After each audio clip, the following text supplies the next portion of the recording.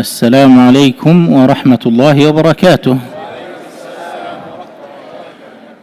أعوذ بالله من الشيطان الرجيم. بسم الله الرحمن الرحيم. الحمد لله والصلاة والسلام على رسول الله وعلى آله وصحبه ومن والاه. MashaAllah, they started the clock when I said salam twice. You cost me 10 seconds. Jazakumullah khairan. Alhamdulillah. We are about 2/3 of the Quran completed, inshaAllah ta'ala, tonight. May Allah accept.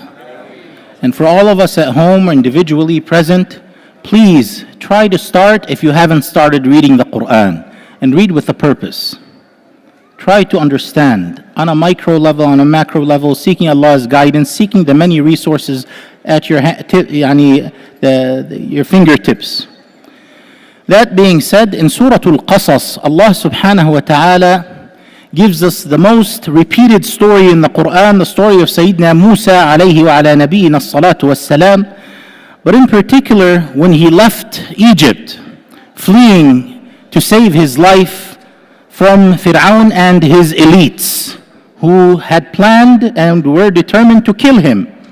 وجاء رجل من أقصى المدينة يسعى قال يا موسى إن الملأ يأتمرون بك ليقتلوك فاخرج إني لك من الناصحين فخرج منها خائفا يترقب قال رب نجني من القوم الظالمين ولما توجه تلقاء مدين قال عسى ربي أن يهديني سواء السبيل. A man from Egypt came, warned him, people have gathered, determined to kill you, leave Egypt, I'm being a good advisor to you. He leaves, he makes dua, oh Allah, save me from the transgressing people. And he started to head towards Madian, that's modern day Jordan area.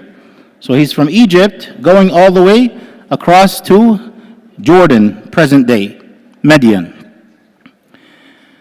And then he says, oh Allah, guide me to the right path. He's always seeking Allah's help. Remember that. وَلَمَّا وَرَدَ مَاءَ مَدْيَنَ وَجَدَ عَلَيْهِ أُمَّةً مِّنَ النَّاسِ يَسْقُونَ. When he arrived to the water springs of Madian, he found a huge number of people that were watering their sheep. وَوَجَدَ مِن دُونِهِمُ امْرَأَتَيْنِ تَذُودَانِ. He found two ladies that were actually pushing their sheep in the opposite direction. Everybody's going towards the water, they're pushing backwards. قَالَ مَا خَطْبُكُمَا. It was a strange situation. What's the matter with the two of you? قَالَتَا لَا نَسْقِي حَتَّى يُصْدِرَ الرِّعَاء. They said, we don't go and feed our sheep until the rest of the shepherds are done. وَأَبُونَا شَيْخٌ كَبِيرٌ. And we have an elderly father, indicating, as Shaykh al-Sha'rawi rahimahullah says, that had their father not been elderly and incapable of going to do this job, they would have stayed at home and he would have done the hard work. فَسَقَى لَهُمَا. So he helped water their sheep. ثُمَّ تَوَلَّى إِلَى الظِّلِّ. Then he went and sat beneath the shade. Understand, Musa alayhi salam had left with the clothes on his back. The scholars of tafsir say by the time he walked with those sandals or whatever he was wearing in his feet, by the time he reached Madian, they were torn. They were torn. And he was sunburned probably. And then he sat in that shade having nothing but the torn attire that he was wearing, but he had everything because he had Allah. So he made dua to Allah, the provider of everything. فَقَالَ رَبِّي. Again, the theme is always making dua. Doing good and making dua. Putting the effort, human, minimal effort, but he's making dua. رَبِّ إِنِّي لِمَا أَنزَلْتَ إِلَيَّ مِنْ خَيْرٍ فَقِيرٌ. Oh Allah, I acknowledge all the blessings you've bestowed upon me, but I'm also poor. Do you see the adab al-khitab, how he speaks to Allah? Do you see how he speaks to Allah, O arrogant souls at times? May Allah subhanahu wa ta'ala give us humility and respect. فَجَاءَتْهُ إِحْدَاهُمَا تَمْشِي عَلَى اسْتِحْيَاءٍ. One of them came, approached him afterwards, and she was walking on the side. She wasn't walking right in front of him. قالت إن أبي يدعوك ليجزيك أجر ما سقيتنا. By the way, Allah precisely puts that for us to learn haya. Haya is a must, and mothers should teach it before the fathers. All of us should instill haya, modesty. She said, my father invites you to reward you or compensate you for what you've done for watering our sheep. فَلَمَّا جَاءَهُ وَقَصَّ عَلَيْهِ الْقَصَصِ. When he reached their father and gave him his story, that he fled from Egypt and so forth, قَالَ لَا تَخَفْ. Allah answered Musa's dua, their father said, worry not, نَجَوْتَ مِنَ الْقَوْمِ الظَّالِمِينَ. Today you're safe from the transgressing people. قالت إحداهما. One of the two young ladies said to her father, that is, يا أبت استأجره. Oh my father, hire him. إن خير من استأجرت القوي الأمين. The best person you can hire is a strong person who's also honest and trustworthy.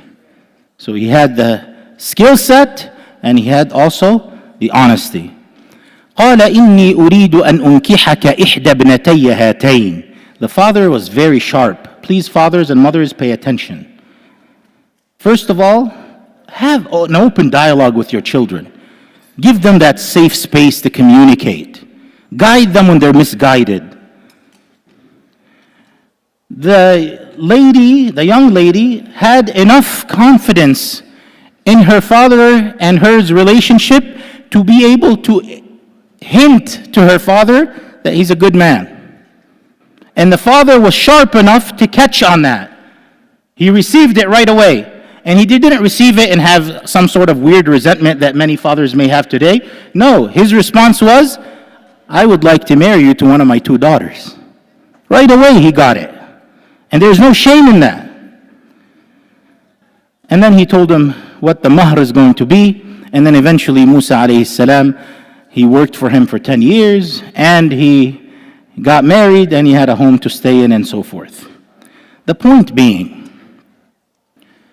make marriage easy for your children in an environment that is not very Islamic, to say the least, that is not conducive to halal. Don't make halal hard. Make it easy. You find a good man, the criteria is تَرْضَوْنَ دِينَهُ وَخُلُقَهُ. His deen and his akhlaq, then consider them. Seriously consider them.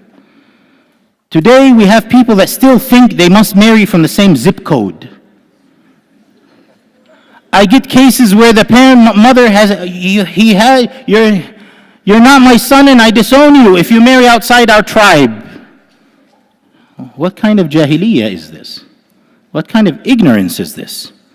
Or the father wants her to be from this particular, ya akhi, as long as they are a good Muslim, good akhlaq, consider them.